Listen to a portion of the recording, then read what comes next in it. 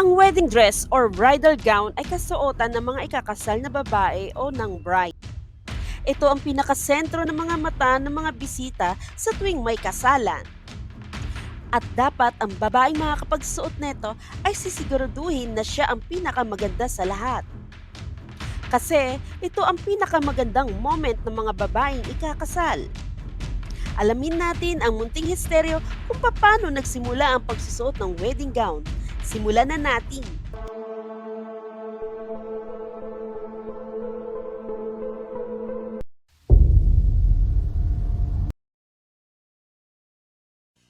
Ang wedding gown ay kasuotan ng mga babaeng ikakasal pero ang kulay, disenyo at ang seremonya ay nagdedepende sa religion at culture na isusuot nila. Ang kasal ay nagsimula pa noong panahon pa ng Middle Ages.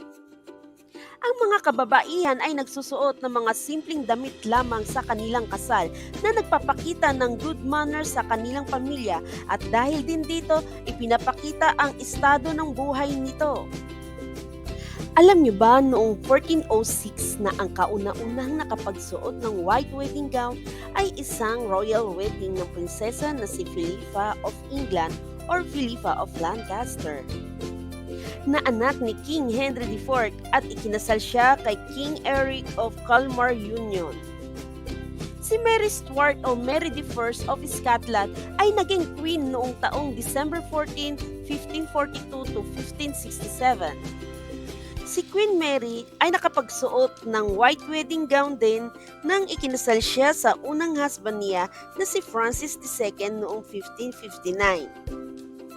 Alam niyo ba nakapagsuot din ng white wedding gown si Queen Victoria nang ikinasal siya kay Albert of Saxe-Coburg and Gotha noong February 10, 1840? Mula nang ikinasal si Queen Victoria ay naging trending ang wedding dress niya.